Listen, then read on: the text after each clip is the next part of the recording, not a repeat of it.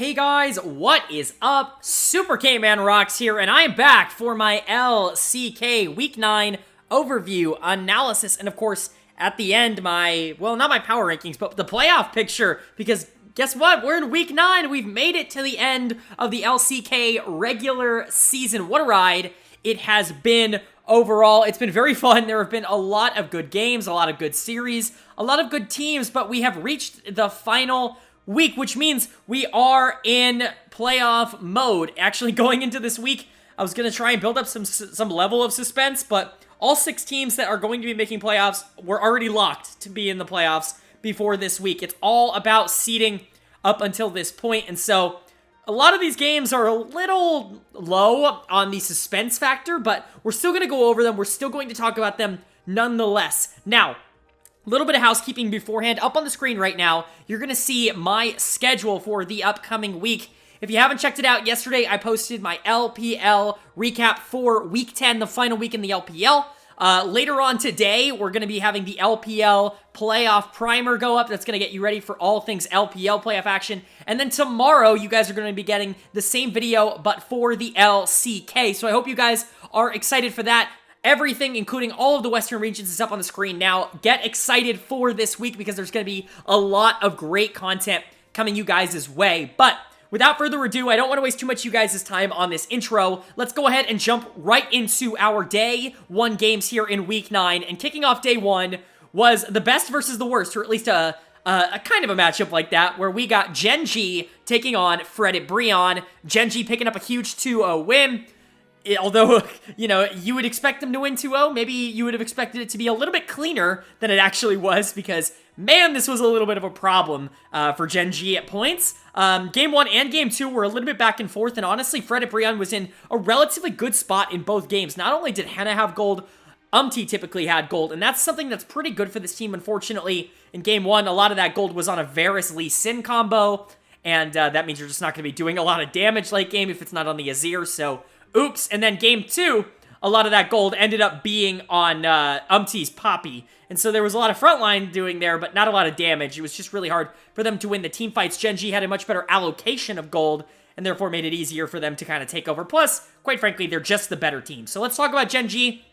They continue to look good. Not great, honestly. Like, it was a little brain off at a few moments in this series. Game 1, I obviously talk about this all the time. The Amumu pick is very feast or famine, very hit or miss as a pick in pro.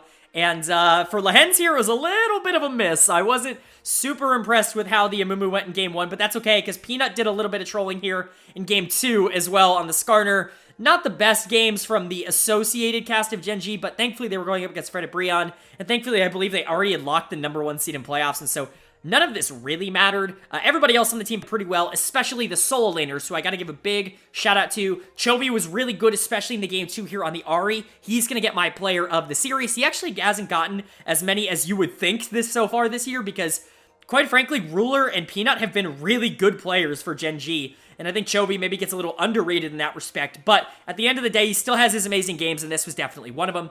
And big shout out to Doran, who had one of his more highly touted, more visible performances, I'd say, of the year. Often, Doran isn't a problem for this team because he's a good player, but, you know, there's so many carry threats on this team for Gen.G that typically Doran just isn't the one that's going to be getting a lot of the gold. However, he was really good in Game 1 here on the Gwen, and he was still really impactful here in the Game 2 on the Gnar. He was very close to getting my player of the series, but overall, I thought Chovy was just a little bit more important. Both of them played really well. Ruler did a good job of keeping himself alive in these fights. I think if he drops early, especially in Game 1, those fights are a lot more difficult. Obviously, Ruler's had a phenomenal season, and so I'm not surprised to say that. But Gen.G overall, while not the cleanest series of all time, it still was a win.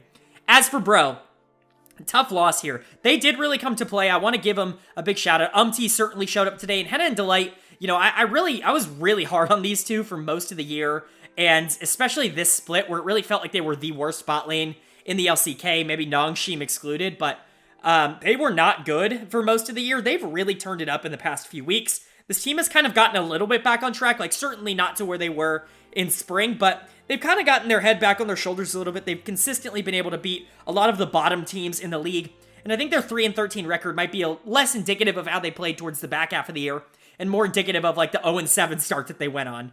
Unfortunately, even if they came to play today with T and Henna and Delight, it just wasn't enough. The top side of the map was a little bit of a problem for them. Morgan got completely outclassed, not only in Game 1, but in Game 2 as well. He's going to get my dud of the series. Obviously, we love Lord Morgan, but you got to call out when he doesn't perform, and unfortunately, this was not a great series for Lord Morgan.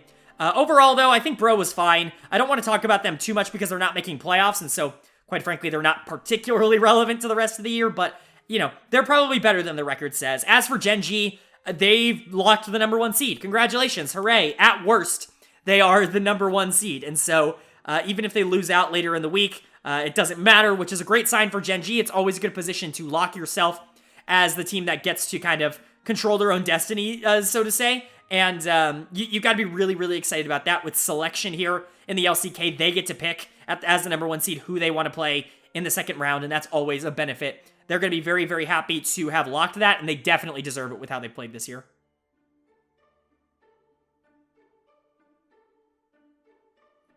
Moving on to our second series here of day 1, and we had a little bit of an upset here, but not one that I'm all too concerned about, and I'll get to why in a bit. We had Liiv SANDBOX taking on T1, and Liiv SANDBOX picking up the win. Pretty huge win here, and I'm really excited for them. This is a team that I've been a little bit lower on than I think most people all year long, mostly because it really feels like it's one player versus like 9 every game. And that's not to say there aren't good players on this team outside of Prince. I especially like what Kale has been able to do this year.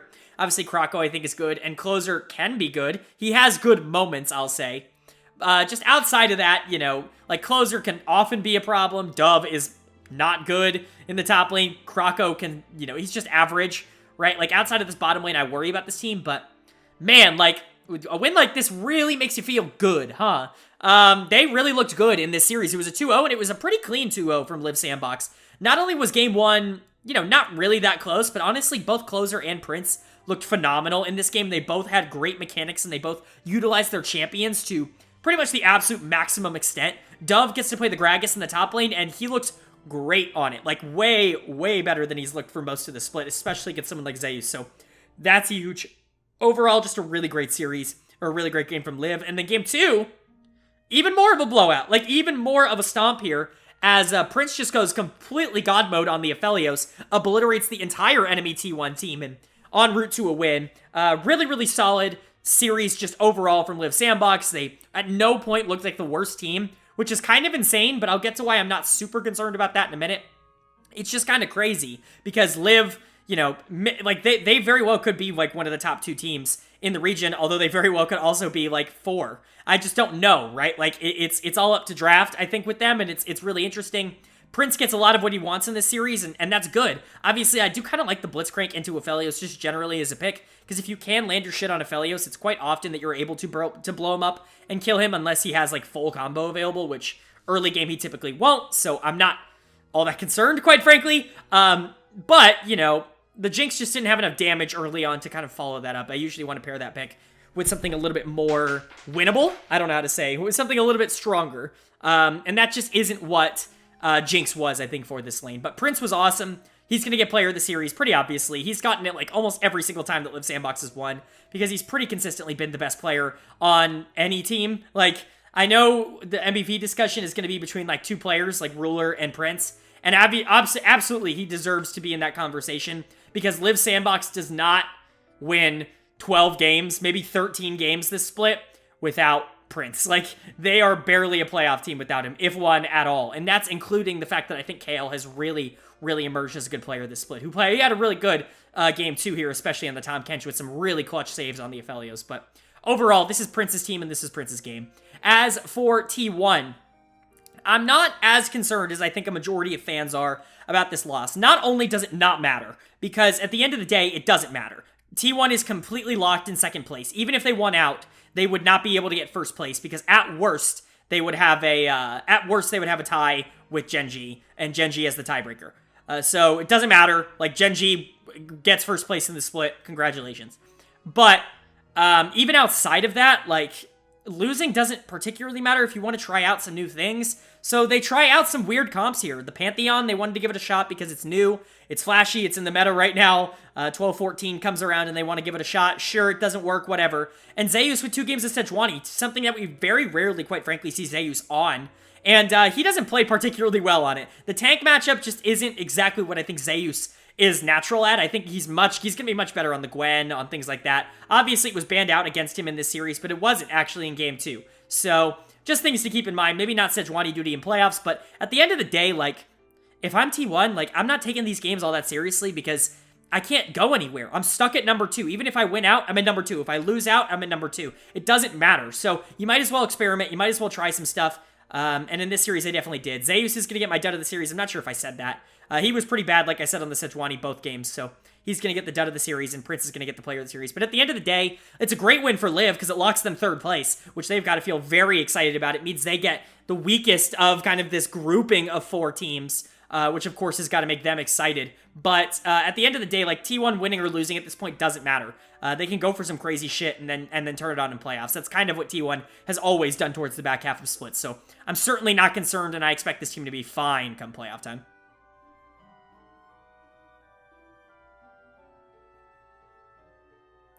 Moving on to day 2 action here, and we've got some really interesting games here in day 2. Definitely some ones that I'm excited to talk about. The first one, a little less so, but we'll talk about it anyways. Of course, I'm talking about the Kwangdong Freecs taking on DAMWON KIA. And DK picks up the 2-0 win here. Pretty good. Obviously, KDF's out of playoffs. DK is in them. So DK getting a big win here is solid. And they look really good doing it. With a comp that I really wasn't super sold on when they drafted it. Again, it just indexes a little bit too hard into the early game, which is something that I don't think is a particularly good thing for a draft right now, just in the current meta with how we've seen things develop.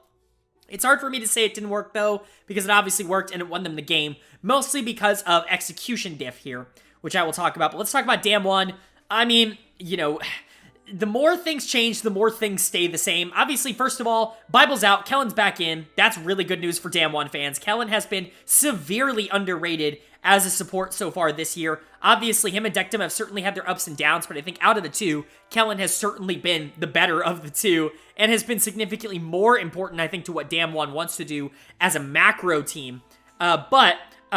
Really, when you're talking about the core of DAMWON, it has been, it is, and it always probably will be Canyon and Showmaker. Those are the core members of this DAMWON team, and they still play in everything around that. In Game 1, it was very much Canyon playing around that bottom side, trying to get Dectum in a position where he didn't have to be so protective with him. And he got there. Dectum got super fed, was able to completely take over the game, and eventually that Sivir just was able to destroy those team fights. Along with the Viego resets, the RH arms, everything was kind of working. Then you move on to that Game 2. This is where I get a little concerned when it comes to draft, because you are indexing quite heavily. Lee Sin, I think, is an overall weak pick in the meta right now. Draven, I think, absolutely can work, but you do need assistance to make Draven work. And I'm just not sure that Renata is that assistance. I think Renata's a good pick. I don't love it into Sivir Karma overall. But this is where the talent gap comes in, because Canyon just abuses everybody in this game on the Lee Sin. And this is a pick that I have gone on record saying is incredibly weak, and especially after 10 minutes, the power of this champion is drastically bad. And it didn't matter, because Canyon's utility let him rise above the effects of what would normally just be way too low a damage. His ability to get himself into the right position and to make sure that enemies were in the wrong position really puts him a cut above. There's a reason that he's going to get the player of the series here, and it's because he really maximized what this Lee Sin can do. Obviously, we all know what Lee Sin's capable of as a champion when he's in meta, but I think overall, when your champion really doesn't do a lot of damage, when you're relying on that utility, in order to make that champion worthwhile, you have to play them at such a high level for it to be effective, and Canyon just exactly did that in Game 2, so really, really proud of that. Dectum was able to get ahead here on the Draven. Not ridiculously ahead. In fact, not ahead of Teddy, just strong. He got strong here, because Teddy was online. Like, this Sivir was very much online, mostly due to Canyon. Obviously, going in as Lee Sin, you don't have a lot of escape tools if you use your tools to engage, and so Teddy was able to get a lot of these pickup kills, and the Sivir ends up getting 9 kills. Unfortunately, nobody else on the team actually came to play today.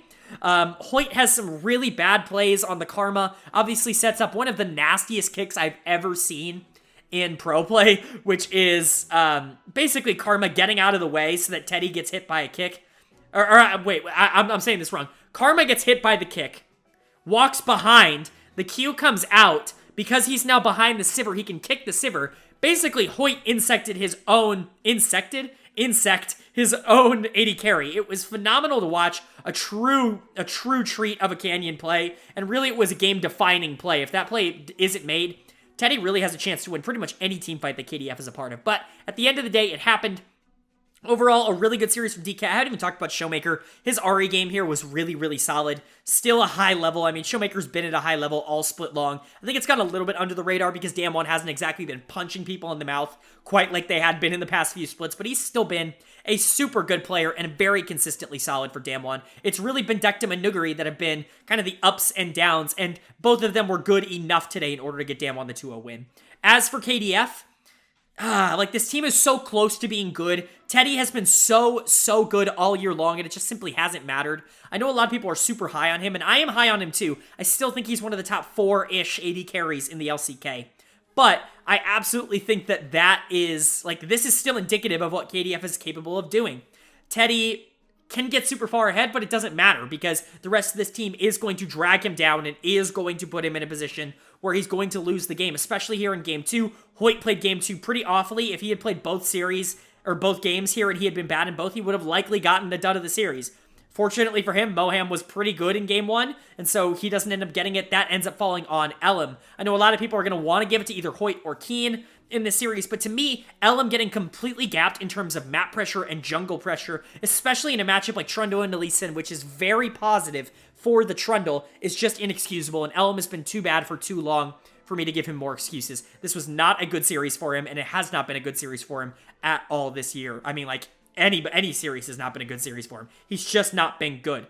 Outlook-wise, KDF's out of playoffs. They're locked, I think, in the number 7 spot because the bottom 3 are all so close together, but it doesn't matter for them. It's not like any of that matters. They're not going to Worlds. I guess, technically, actually, I think it's possible, but it's a really niche scenario, so we won't talk about it here. DAMWON with a good win, though. This puts them in a position to control their own destiny. Obviously, there isn't a lot of room to negotiate here because 3rd place is locked up, but a win here pretty much solidifies the fact that they're not going to fall down to 6th, which I think is really what they're looking forward to. I don't think a lot of teams are really going to want to play Liiv SANDBOX and Prince in the first round. If they can continue this winning streak, especially if they win out the rest of the year, there's a good chance they won't have to do that. And at that point, I think they put themselves in a much better spot to play either KT or DRX. So this win is very, very important for them, but maybe not the end-all, be-all for what the season's going to tell for DAMWON.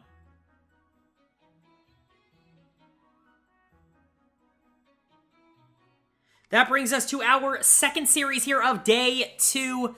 And this one was a little bit more impactful, at least when it came to the overall outlook of the LCK. Of course, I'm talking about DRX taking on KT Rolster. This was a seeding match, and this basically locked everything into place as we see a pretty solid 2-0 KT win that gives us our playoff matchups pretty much confirmed. Not seeding exactly, but playoff matchups have basically been confirmed at this point.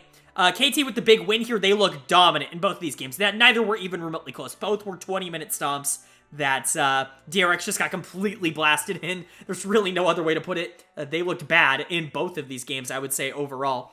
But that means KT looked really good, and they did. They looked really good. This is a good bounce back after a relatively rough Week 8 last week. I think this is a very, very good sign that they are still one of the top teams in the region and someone that can still compete with almost anybody. It's a really, really good sign of that, mostly because it wasn't just their superstars playing well. I think a lot of the season you can attribute to the top and bot laner for KT Rolster just being really good. Rascal in the top lane aiming at AD carry, both being really, really solid and having some of the better splits of their careers. But it was a lot of the secondary pieces, I think, for this team that came together and were able to beat up on DRX today. Most notably, Life and Vikla, who have really turned into two really solid players for KT Rolster. Life, obviously, is someone who I've been very high on for quite a while. He honestly gets underrated at this point, mostly because he left the talent factory of Gen.G to join KT Rolster. And obviously, this team is a little bit lower on the totem pole. He gets replaced with Lehens, and that team goes and blows up and becomes one of the best teams in the world.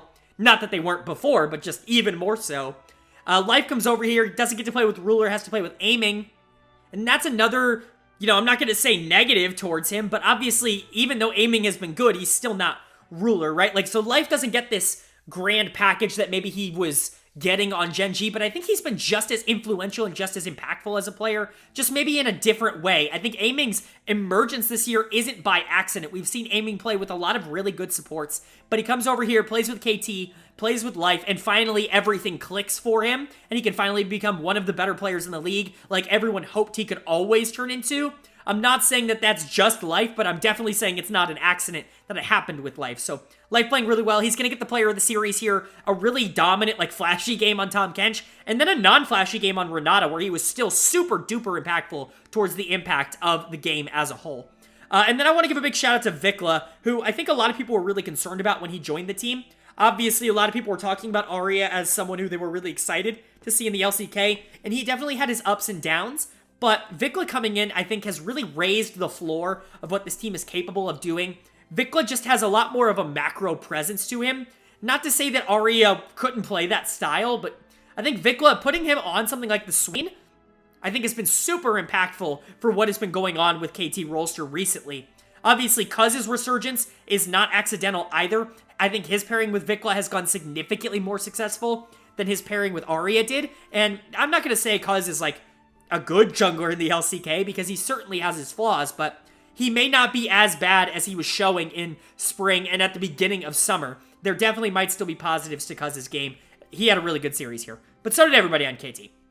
As for DRX, meh, like blah, not good. That's all I really have to say is not good, because I'm definitely starting to get worried about this team. The inconsistencies, the ups and downs, the fact that they swept DAMWON this year and likely aren't going to take a game off of almost anybody else in playoffs, it's just very insane, and it's very difficult to actually have an idea of where this DRX team lands. Deft had an okay split, like, series, I guess, but he was really the only one who wasn't walking into death. It's not like he was actively playing well, he just wasn't running it quite as hard as everyone else. Kingen was bad, Pioshik was awful, he didn't participate in a single kill across both games. Zika was bad, Beryl continues to be bad. Like, this team just kind of feels like they're regressing week after week, and it's very, like, the opposite of enlightening. Like, this is not good. Like, I'm very nervous about this team's outlook when it comes to Worlds, because just a couple of weeks ago, I would have told you they were a shoo-in because of the talent level on this team. But man, Pioshik and Beryl have taken such large leaps back. Pioshik is my dud of the series, by the way, here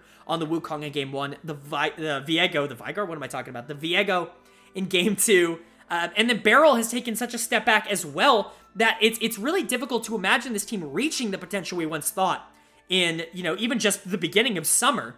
Deft is playing rather okay, not awfully. I do think he maybe gets a little bit too much credit for how he's playing. I'm not going to say he's been bad by any stretch of the imagination, but he's not as blameless as I think a lot of people would like to tell him that he is, at least from what I've gathered with the community. This was just a bad series. I don't want to hold it against them too much, but I really am starting to get concerned with what DRX team is actually going to show up, not only in playoffs, but in the regional gauntlet where they have a chance to punch their ticket to Worlds. We do have to remember that this team can beat anybody, so I'm not saying their chances are out just yet, but it's definitely going to take an uphill climb for this team to do what it wants. That's kind of the outlook for DRX. I can give the outlook for KT. This basically locks playoffs, or at least locks matchups. DRX is now stuck in the 6th seed, with Liiv SANDBOX stuck in the 3 seed. We know we're getting Liiv SANDBOX versus DRX. That means we know we're getting DAMWON versus KT. We just don't know who is going to be the 4 seed, the 5 seed for side selection there. That will be determined throughout the rest of the week, but now that we know our playoff matchups, it gives us a little bit more of a clear head on what to look for a lot of these teams going into the rest of the games this week.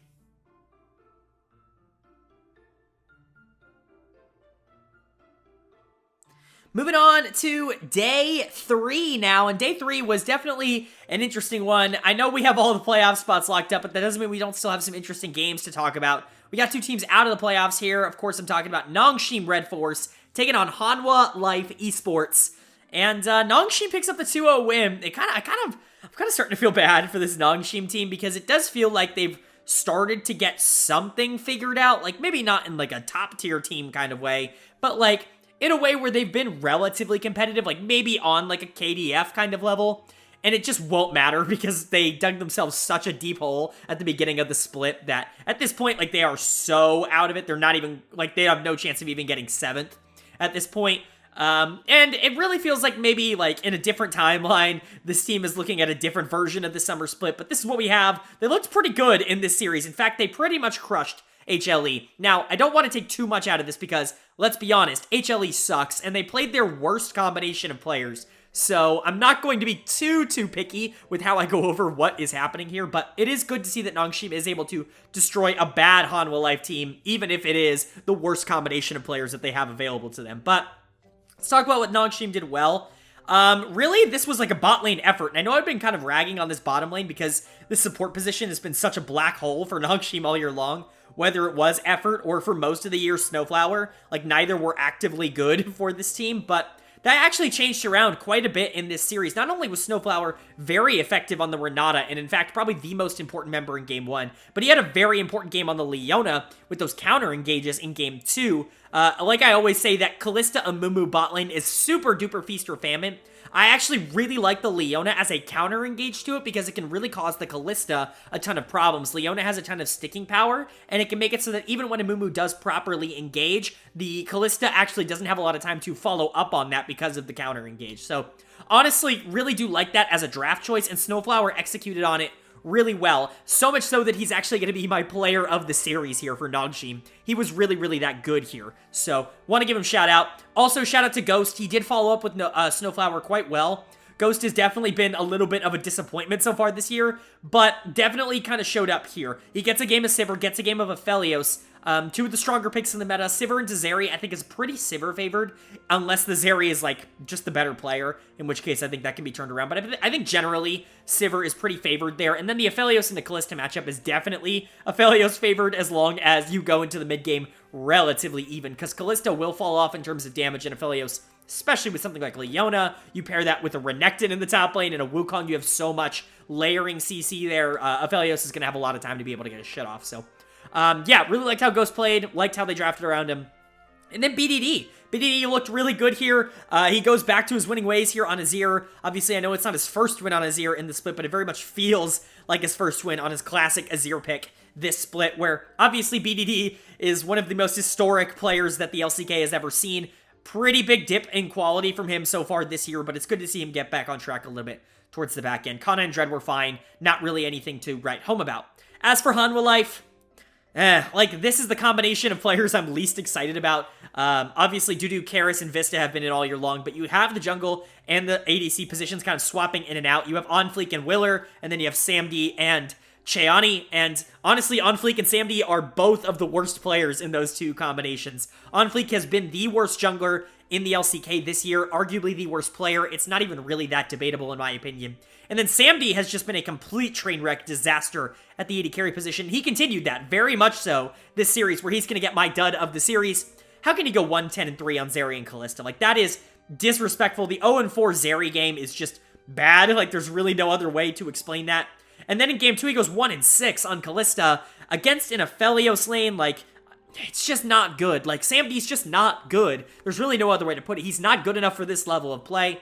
He might have been good enough for a bottom-ish tier team in the LPL, but he is certainly not good enough for a bottom-tier team in the LCK. The standards are just a little bit different there. There are way more teams in the LPL to be a bottom team rather than in the LCK, where everybody is kind of a little bit of quality. He's just not at this level, and there's really no other way to put it. He was awful this year. He was awful this game. Like I said, Onfleek was also bad. Karis had one of his worst series in a while. Karis was actually starting to show at least a little bit. This is someone who I've never really been that high on, especially recently, but he got clobbered in this series by BDD. It really wasn't close. Dudu continues to be the least offensive member of this Hanwha Life team, which is never a good sign, because Dudu was a backup for a Hanwha Life team that went to Worlds last year. So if he is like your player that is playing the least egregious League of Legends, that's never a good sign.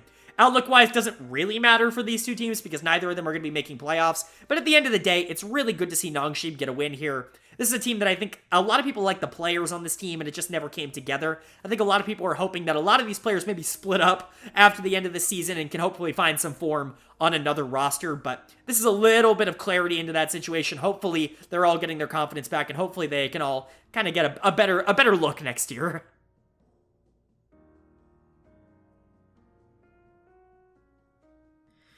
Moving on to our second series here of Day 3, another fun game here, if not an important one, between Fredit BRION and Liiv SANDBOX.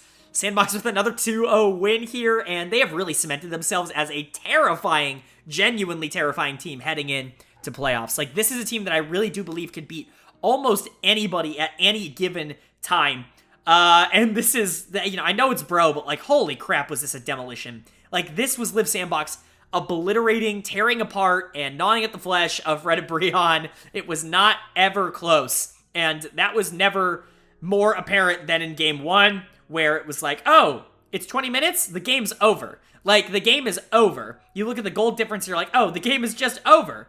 And that's what happened there. Game 2, very similar story. You look at these score lines. Like, they tell you pretty much everything you need to know. Kale went 4-0 and 43 across 2 games. Like, that should tell you everything you need.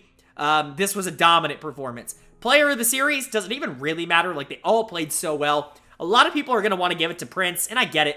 His score looks pretty flashy. He played some fun games as Zeri. He gets his Penta stolen. But at the end of the day, who stole that Penta? That's right. My player of the series, Krako.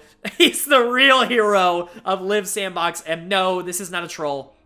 Prince played really well, and the Zeri obviously had a lot of open lanes, but a lot of those lanes were created by the Poppy or the Vi. Krako did a really good job of controlling the whole map. I think this is one of, if not his cleanest series of the year, and I want to reward him for that. Prince has obviously been very, very good in terms of positioning and capitalizing on the things that his teammates create, but I think in this game, Krako created a lot, and Prince capitalized on it. So I want to give the credit to Krako because he played a really, really solid series, probably one of the best. And if there was ever a time for Krako to step up and truly be one of the better junglers in the league, like a lot of people really do believe that he can, me included, it is now in the playoffs. There is a little bit of an open spot here because I do believe that T1 is looking maybe not quite as dominant as they were, just a couple of weeks ago. So if Krako and Prince and Kale can all step up, and if Dove and Closer cannot be too big of a problem for this team, Liiv can really surprise some people. SANDBOX could do some real damage. As for Fredit BRION, I mean, this was disastrous. Like, they had a bad week. There's really no other way to put it. They got, they tried to play Gen.G, but eventually just got team fought out of that game.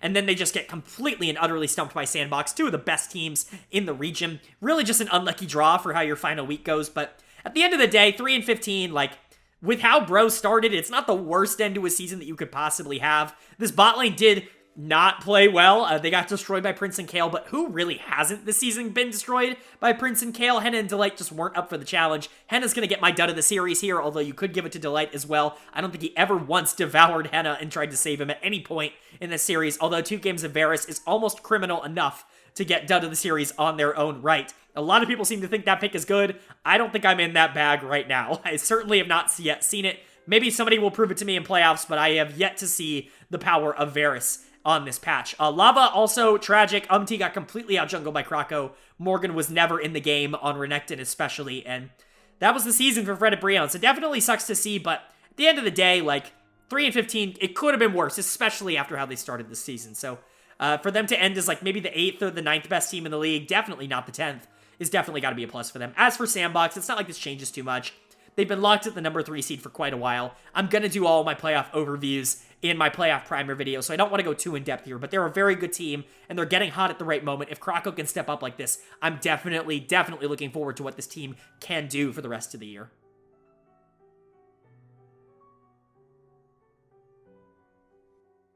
Moving on to day 4 here. We move into day 4 action, and we get a very fun series, what is likely my series of the week here in the final week of the LCK, and that was Gen.G taking on KT Rolster. Super duper fun back and forth between these two teams who both came here to play today, or at least KT definitely came to play. Gen.G did a little bit of trolling, and it was fun, but I mean, really, this team just, it feels like every game just limit tests, and it never matters. Like, they're just so good that it never matters. But yeah, Gen.G pulls away with the 2-1 series win here. They win game 1 in a very, very back and forth game. A game that honestly KT played really well. If it wasn't for Ruler being able to completely take over as that Twitch in the late game, I really don't think that there is a shot that KT wins that, or I think there's a shot that KT wins the series 2-0. And that would be pretty big for KT if they won 2-0 against Gen.G. But Ruler is able to win it in the end on the Twitch, able to carry it with the Morgana jungle. Definitely some, I think that pick can be good. It's just a little anti-meta right now, where the meta is very much like, you gotta gank early, and Morgana's not exactly the jungler that wants to gank early. She wants to clear, and Peanut cleared, and there was definitely some opportunities for KT to get a lead there. And fortunately for Gen.G, they were able to hang on, and Twitch was able to close that out. Game 2, definitely much more in KT's favor. They basically had this one in the bag from moment 1. They give aiming Sivir, and he dominates. The Skarner pick was actually really solid here into the Jarvan. It's a pick that I think can be good for the Skarner, can be good for the Jarvan as well. I think it really just depends on the game state here, and Cuz did a good job of making sure that went in his favor. The Renekton and Skarner you don't often see together, but the Renekton pick very much worked for Rascal. Obviously, this is his signature pick, maybe outside of the Lee Sin top, but it's still a really, really good pick for Rascal, and he did play really, really well on it, but obviously the player of the game here has to be aiming on that Sivir, who was just destroying people towards the back half of those fights. And then in Game 3, definitely a little more back and forth, and I think this could have been close, but it's a little bit of a draft gap. Definitely have to give credit where credit is due, and the Soraka Lucian lane was secretly some phenomenal drafting here from Gen.G. Obviously, they draft the Lucian, they get the Nami picked away from them by Life to kind of steal that. They go for the Soraka, and the Soraka was phenomenal. It was super, super important towards this Game 3 here, and is in fact probably the reason they ended up winning this Game 3 was keeping Ruler alive long enough to be able to do a lot of that damage in the late game. Teamfights, Doran did a phenomenal job of frontlining on the Ornn, and Peanut did a great job of maintaining map control early with the Vi to make sure that this Lucian could get online. Honestly, everybody on Gen.G did their part.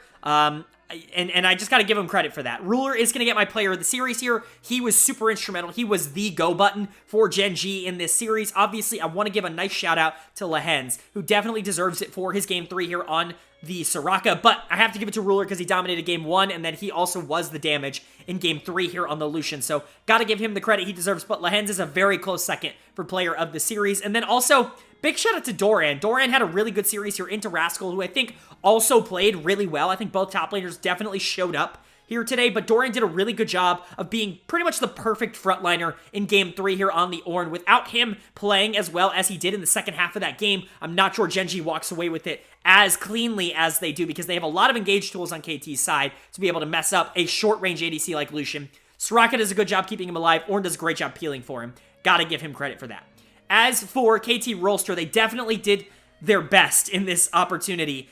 They really took advantage of that game too. A really, really solid one, like I said, from aiming, who destroyed that late game, but also from Cousin Rascal, who did a very good job of getting KT there in a reasonable manner, getting a lot of gold on their side. I think everybody kind of pulled their weight for KT. It was just unfortunate that the final game went the way it did. I want to give a big shout out here to aiming, because I really think that Game 3 might have gone a little bit different. Aiming obviously has been having easily, without a doubt, the best split of his career. A lot of that I think is due to the team around him probably being better than it has been in quite a while.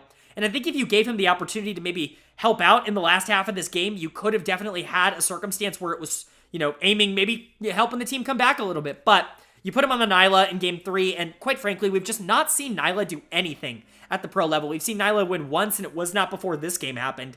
But, like, Nyla's just, I don't know, you have to be such matchup specific in order to beat her. I really do think she could be okay into someone like Lucian, but her damage is just so inconsistent in these late game team fights that aiming had to play so ridiculously safe. You're only relying on someone like the Nami here to be able to help protect the Nyla, and that just simply isn't enough. You're gonna need more help for that champion to be dominant. I really don't see her being a priority pick in pro right now, nearly in the way that she was in this series, and especially in this Game 3.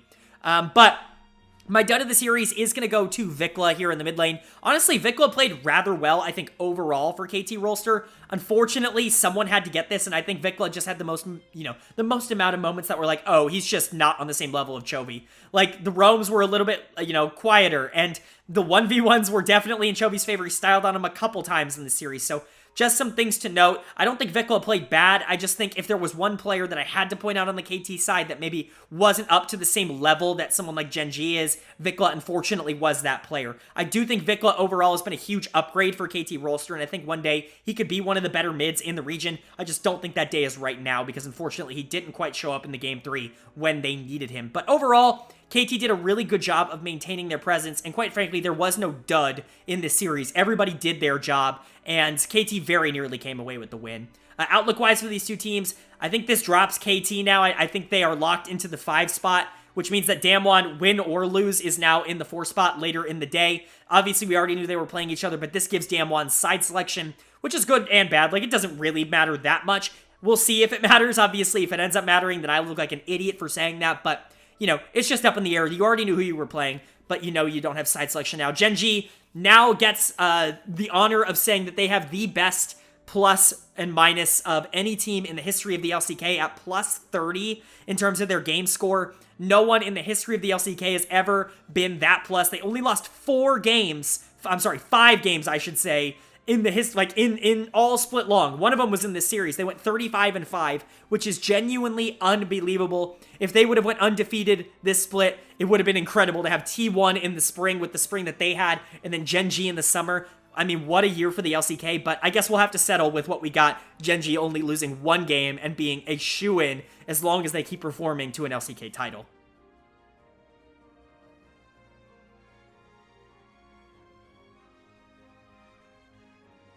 Moving on to our second series here of day 4. We had another really good one. Maybe not in terms of game quality, but in terms of outcome. Definitely something I want to talk about, and that is T1 taking on DAMWON KIA, and T1 picking up a really dominant 2-0 win. A lot of people were calling T1's demise.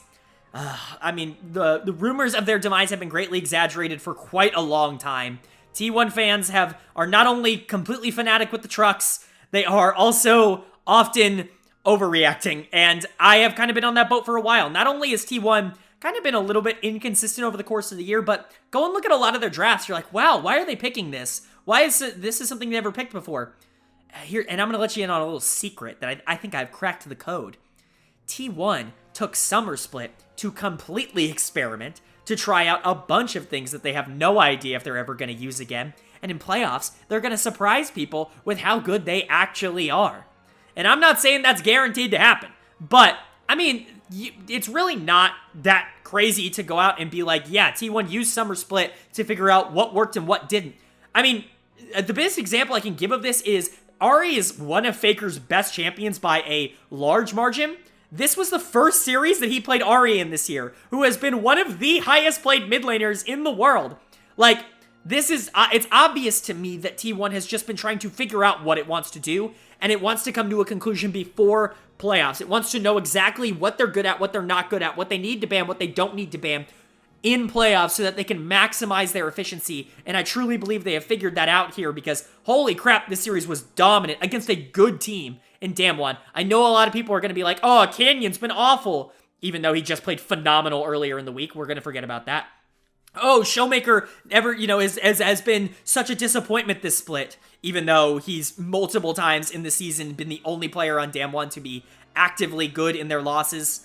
Like, people like to, I don't think fans in any other region other than LCK maybe overreact more. Maybe LCS, actually, you know what? Pretty much every region overreacts, but man, LCK overreacts, like very, very much so. One bad game and all of a sudden you've had a horrible, horrible split, and it's like, what is going on? Anyways, Faker was awesome. He finally got to play as Ahri, and he really got to take over in both of these games. He's going to get my player of the series here. He was really, really good. This is one of the more confident showings I've seen Faker on this summer. He's really been kind of the glue man, I think, for T1, and I've said multiple times throughout the split so far that I think Faker has somehow become the weak link of T1. And that was true for, I think, a lot of the year. I think we might see that start to shift back just a tad bit going into playoffs if Faker gets a lot more of his comfort picks, if he gets to play the Ahri, a lot more of the Azir, which we saw in limited capacity in summer.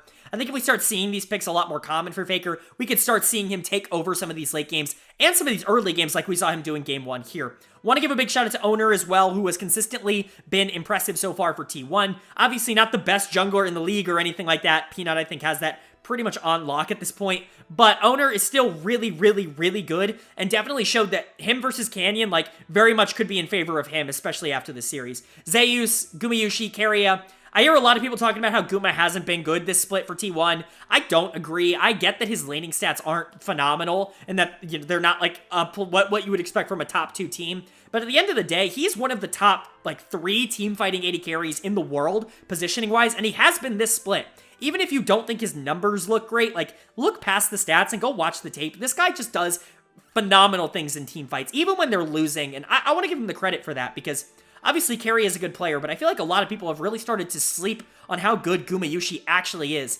A lot of people out here are really praising aiming, and rightfully so. Aiming's had a great split on KT Rolster, but I just find it very disingenuous to be like, oh, aiming is having such a great split, even though he's bad in lane and a great team fighter because he's a great team fighter. But Gumayushi is having such a bad split because he's bad in lane, even though he's a great team fighter. It just feels like a very weird way to draw the line and plant your flag. So that's my thoughts on the Gumayushi argument. I think T1 is severely underrated, and I can't wait for them to prove everybody wrong in playoffs. As for DAMWON, little bit of a frustrating loss here. Some people are going to hit the panic button. I'm certainly not those people. I think if there's one thing that I have to get, some sort of, title and flag as to what this channel is really about, I do not overreact. I do not try to overreact to things that are... It's one series. It's one day's worth of games. Canyon has certainly had his ups and downs so far this year, but he really has had a lot of ups. And I think a lot of people forget that he has had a lot of ups because he has had some downs as well.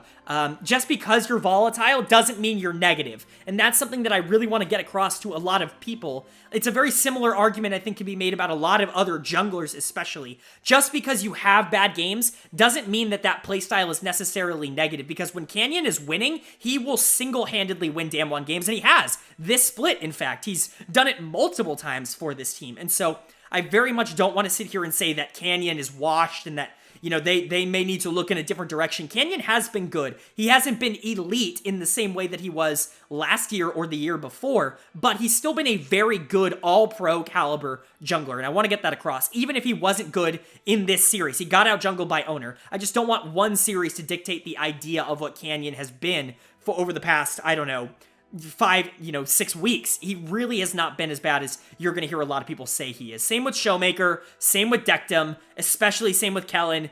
Now, I am going to start drawing the line with Nuguri, because Nuguri was someone who I just keep waiting on. Like, it feels like I keep waiting for him to show us what he showed us in 2020, or even in 2021, but it really just feels like he's not on his game. Like, that break really, really messed with his head. He's going to get my dud of the series here. I'm definitely starting to get worried about Nuguri. This is where I don't feel like it's overreacting. I do think he has definitely shown signs of worry for this DK team. I'm not sure you're going to be getting a top-tier top laner with Nuguri. You're going to be getting a good one and a top-half top laner, but I don't know if you're going to be having someone who can go up against the likes of Zeus in the playoffs and really be able to hold his own. It's definitely something I'm going to be looking forward to. I think in the first-round series, Nuguri versus Rascal is going to be something I'm very closely watching, because Rascal has been known to take advantage of top laners that are off of their game a little bit, and I think Nuguri could be right in that sweet spot. So it's definitely going to be interesting to watch, but overall, outlook-wise for these two teams, DAMWON's loss isn't nearly as bad as everybody will make it out to be.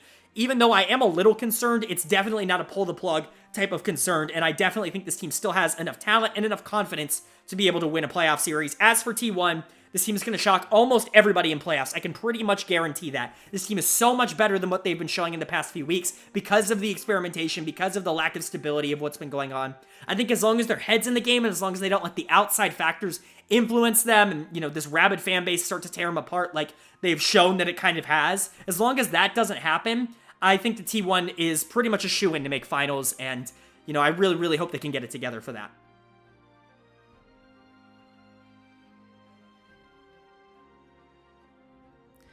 Moving on now to the 5th and final day here of LCK action in Week 9, and the final day of action in the LCK regular season for the summer split here in 2022. We kicked it off with a banger, an absolute banger of a series here between DRX and Hanwha Life Esports. The Hanwha Life picks up the win in. What a huge upset. Hooray! I'm actually a little bit excited about this, and I will let you know why probably after all this is done in the Outlook section, but let's talk about Hanwha. They actually played a pretty good series here with On Fleek and Samdi, and I would never thought I would say that, but they looked okay, even in their wins. Like, even in the losses, they looked pretty okay. Maybe not On Fleek. On Fleek kind of got obliterated in the loss, but we're going to ignore that. We're going to ignore that because we're going to look at Game 2 and we're going to look at Game 3, in which, honestly, the whole team played really well. You got to look at Game 2, though. You got to look at the Amumu steal. That is really the unbelievable play that you really lose your mind at and be like, oh my god, like, that is a complete series-changing play. Because that's how it felt. That's very much how it felt, I think, when it happened. And Hanwha Life was able to assume control, and then they pretty much cruised to a Game 3 win as well off of the back of Dudu's Renekton, which you gotta give a lot of credit for. Renekton kind of being back in meta, and LCK teams immediately pretty much perma going to that champion. He's not even that good. He's fine. I would say he's okay in the meta, but of course, if LCK players have the opportunity to pick Renekton, even if it's, possible, as long as he's not completely dog shit, you're going to see them pick it 9 times out of 10. And that's, again, what we saw here. You got to love it this week. But, yeah, Vista and Dudu were really, really good for Hanwha Life. Dudu, I think, overall has been this team's best player by a considerable margin over the course of the year. I don't even think it's really been that close. He's really the only one, even in their losses, that has been, like, relatively competent and not completely running it. I think Vista definitely has his moments of being really, really good, which he was in the series, but Dudu, I think, overall has been the consistent member of Hanwha Life. I said in a previous loss that was the problem with Hanwha Life, is that a substitute for this team last year that couldn't even make their Worlds run team was arguably their best player this year, and that's the reason they have one win. But, you know, at the end of the day, it's good to see improvement from the players that you stick around with your organization. Maybe he can get some more opportunities and prove me wrong that maybe he could actually be a good LCK top laner. I don't really believe it, but we'll see. But you gotta point out the player of the series here, and that, of course, is going to be Vista here at support. He was pretty good for this team last year during their Worlds run, and kind of gets stuck with a much worse team, a much worse AD carry. He has his moments on this team, but he's definitely shown a little bit of lack of, you know, pizzazz, maybe in the same way that a player like Life has with switching teams. I guess he, you know, Vista didn't switch teams, but he might as well have. Everybody else changed. And then he gets it back a little bit here in the game 2 with the steal on Amumu. It's just a flashy play. You love to see a flashy play from a player that maybe you want to see a little bit more out of. It just gives you the sign that it's still there, and I still feel okay about Vista. He's not a top-tier support in the region by any means necessary, but, like, he's good. He's fine. He's fine. And then SamD, Karison on Fleek were fine. They weren't problems. SamD actively was good this series. This is easily the best series he's had in the LCK, in my opinion. Pretty much the only one where he wasn't completely run over. Even in their win, he wasn't all that good. So, Karison on Fleek, they're fine. You know, whatever. I don't really feel like talking about Hanwha too much, though, because they don't really matter. This is the last game of the season. You know, they're done. They're not in playoffs. You know who is in playoffs? DRX. And they got completely steamrolled in games 2 and 3 by Hanwha Life. They had a chance in game 2. Honestly, they were in a pretty good position. Deft had a lot of gold, and they were looking to translate that into a reasonable amount of map-like pressure. But Vista does the impossible and makes that basically impossible for DRX. They end up folding the rest of that game. They can't win a team fight, and they get kind of run over in game 3. And all of a sudden, this team is now looking at a pretty rough position. They're sitting at 9-9. They're going into playoffs at 500. Definitely with the least amount of momentum of any team heading into playoffs. Even KT, who's coming in with the loss, and DAMWON, who are coming in with losses, had pretty solid wins this week. DRX goes 0-2 this week. Not feeling so good. Pioshik gets another dud of the series for me, as he did earlier in the week. Not a good series, and not a good week at all for Pioshik, just in general. Like, there were a lot of things about this team that you're very concerned about, but, and this is where I gotta talk about this. I'm not a superstitious person, but if I was, I would put some money on DRX this week, because the consistent, and I'm about to give you the lowdown. I'm about to give you the superstition trend that nobody else has cracked. The absolute consistency that this team has flip-flopped in back-to-back weeks with is unreal. The amount of weeks in a row that they have gone from 2-0 to 0-2 to 2-0 to 0-2 to 2-0 to 0-2 is astounding. If you don't believe me, I suggest you look it up yourselves. They went 0-2 this week. What does that mean? Next week is playoffs. Easy 3-0 sweep over Liiv SANDBOX. I'm calling it now. It is easy money, spoiling my playoff primer. This is definitely what's going to be in that video. Don't watch that video, because obviously I'm telling the truth here, and there is not a single hint of sarcasm in my voice right now. If you are a superstitious person, DRX is going to beat Liiv SANDBOX. They're not going to win the week after, because that's their 0-2 week, but they are going to get to that second round. That's the important part. They're going to get those championship points, and they're going to be in the regional qualifier. And then if, I don't know how the schedule works there, but maybe they get a 2-0 week at some point in the regional qualifier, then get themselves in the top 2. I don't really know how this works, but DRX has somehow gone 0-2 this week and put themselves in a good position to win next week. But with jokes aside, I am definitely worried about DRX as a consistency team. They definitely did not show up at all this week in either of their series. They won game 1 here, but even in game 1, it was really just Deft kind of going off and Beryl playing a lot better rather than a whole team effort. I'm definitely worried about how they've been playing in recent weeks, but over the course of the season, these players have been playing under the radar. I think Zika has been under the radar, a very good player for DRX all year, even when players like Beryl and Pioshik are completely running it. I think you could say a very similar thing about Kingen in the top lane, where I think maybe they weren't good today, but I imagine they'll be better come playoff time, and I imagine they'll step it up. So those players I'm definitely looking forward to. Deft, I think, can definitely show up. It's his last split in the LCK. It sucks that this is his last series in the regular season, but he's got a chance to go out with a big playoff win here if he can take down Liiv SANDBOX in the playoffs, and I think it's possible. We know Beryl can win. As long as Pioshik isn't too much of a disaster, I think DRX has definitely still in it and definitely still has a shot to take a win over Liiv SANDBOX, even realistically. I just don't know if it's going to be super favored, especially with how they played this week.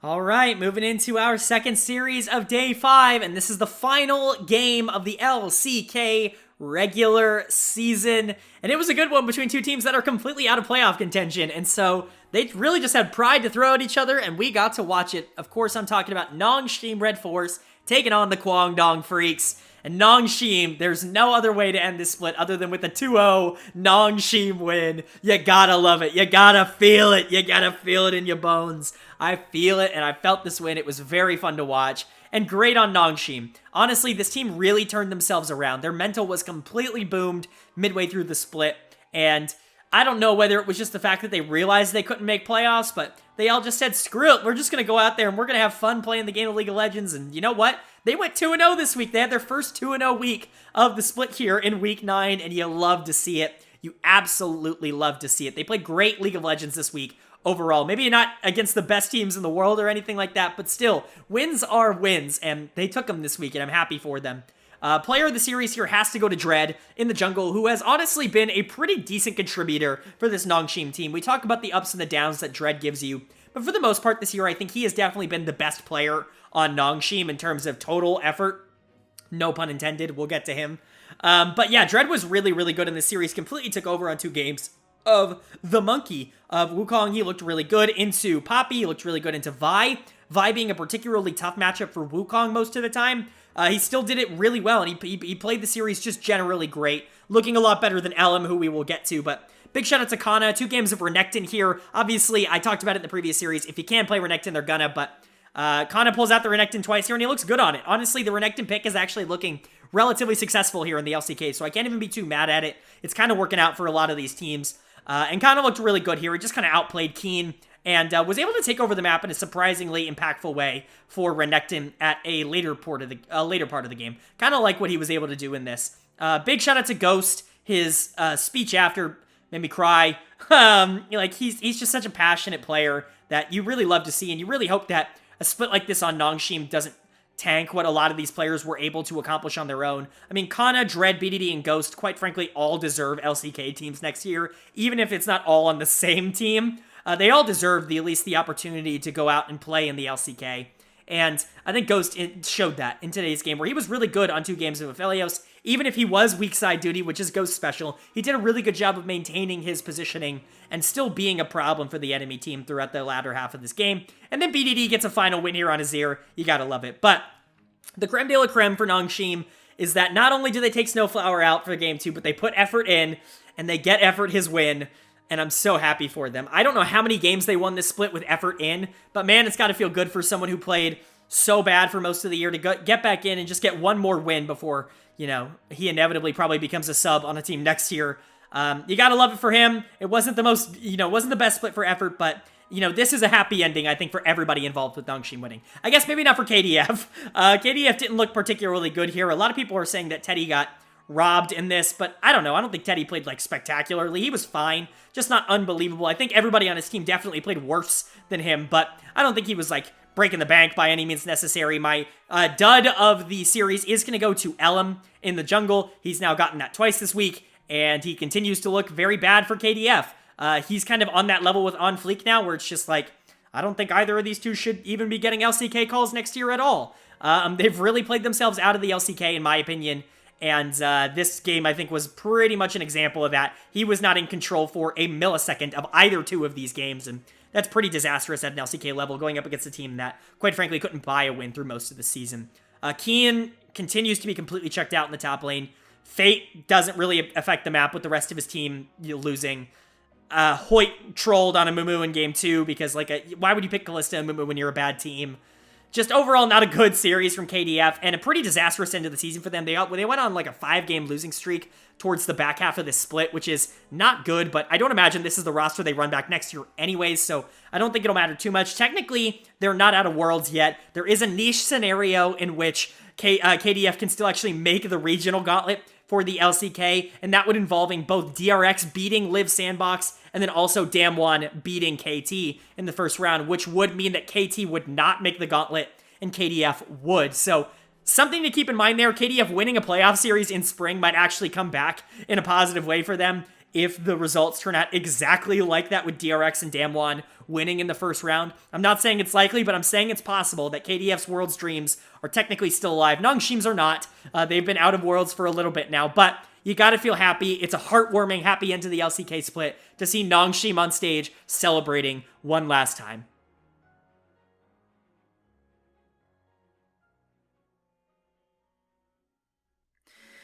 All right, that is going to do it for my Week 9 LCK overview and analysis. And that's it for my LCK overview and analysis series for the summer split of 2022. I really hope you guys enjoyed this series. Obviously, I put a lot of my time, effort, and soul into making these videos and to watching these games and to supporting the region.